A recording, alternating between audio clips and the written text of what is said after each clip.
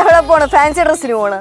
എന്താ ഫാൻസി ഡ്രസ്സിന് പോവാണോന്ന് ചോദിച്ചാ? ചേച്ചി ചുമ്മാ കളിയാക്കൊന്നും വേണ്ട കേട്ടാ. ഫാൻസി ഡ്രസ് പോലും ആ സൈഡിൽ മൊത്തവും കാല് പിടിച്ച് കിടക്കണേ. അപ്പൊ ഒന്ന് വെട്ടി പിരിക്കാന്ന് വിചാരിച്ചു. മതേ അപ്പൂപ്പിന് വയ്യ. ഇനിയിപ്പോ പുറത്തുനിന്ന് പണിക്കാരെ വിളിച്ചു കഴിഞ്ഞാൽ നമുക്കല്ലേ ആക്ഷേപം. അല്ലാതെ ആ പെമ്പിള്ളേര് വന്നതിന്റെ ഷോ കാണിക്കണതല്ല. എന്തോ ഷോയാ? എന്തിനാണ് മരത്തിൽ കയറി ഇരിക്കണേ? അടിച്ചിട്ടുള്ള ഞാൻ കേട്ടാ.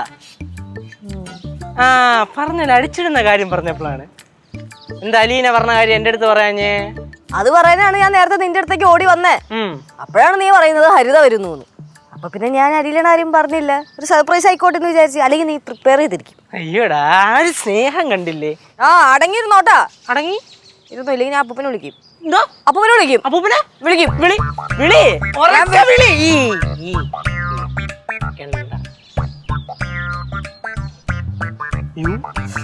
വിളിക്കുന്നതിന് മുമ്പേ വന്ന ഫോൺ വിളിയടാ ചാട്ടെ.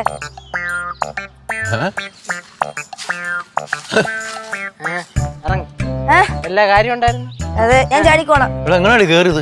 അത് ഞാൻ ഒരു കമ്പിളി നാരങ്ങ പറിക്കാൻ വേണ്ടി കേറിയതാ. ഇതിനകത്തൊന്നും എന്റെ അമ്മേ, കമ്പിളി നാരങ്ങ കിട്ടിയോ? ഇല്ല, അപ്പോഴേക്കും സിദ്ധുവിന്റെ കോള് വന്ന്. മരം കയറി. അപ്പൂപ്പ എന്തിന് ഓമയ്ക്ക് എവിടെ നിട്ടി?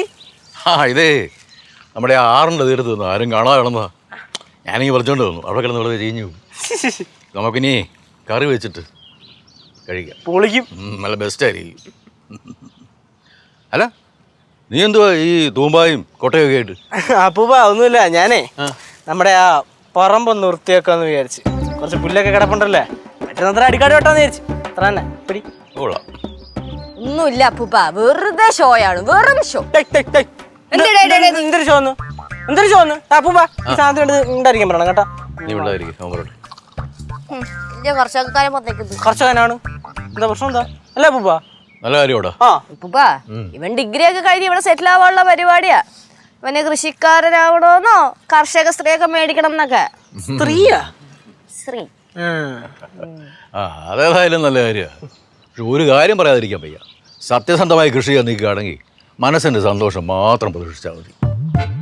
ലാഭം ഉണ്ടാക്കാനാണെങ്കിൽ നീ ഒരു കയറൂടെ കരുതി വെച്ചു. കയർ? അതെന്തിനാ പൂപ്പ? എടാ, ഇന്ത്യയിലെ കൃഷിക്കാരൻ്റെ അവസ്ഥ ഇപ്പം കാണാം. പിന്നെ ഒരു കാര്യമുണ്ട്, മണ്ണ് നമ്മൾ ചതിക്കത്തില്ല. ഉറപ്പാ.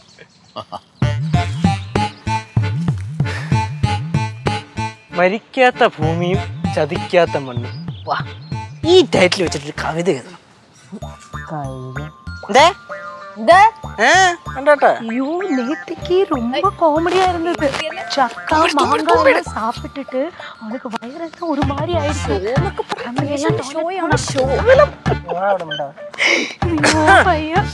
അപ്പൊ നമുക്ക് അല്ല ആ സൈഡ് നോക്കാം അല്ലേ? ഏത് സൈഡ്? கேசு, என்னடா இது இந்த வேஷத்துல?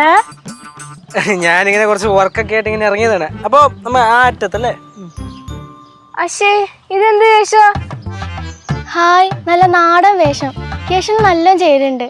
ഒരു നാടൻ കർഷകന്റെ എല്ലാ ലക്ഷണങ്ങളും ഉണ്ട്. പിന്നെ കർഷകപ്പണിയാണല്ലോ. വേണ്ടേ? ശരിയാ, ഒരു പ്രത്യേക ലുക്ക്. കറക്റ്റ് കൃഷിക്കാരൻ തന്നെ. ഒരു ലക്ഷണക്കേട് കൃഷിക്കാരൻ. അത് കറക്റ്റ് ആട്ടോ പറഞ്ഞേ. ഫ്ലവേഴ്സ് സ്മാർട്ട് ഷോ ശനി ഞായർ ദിവസങ്ങളിൽ രാത്രി 9:30 ഫ്ലവേഴ്സിൽ.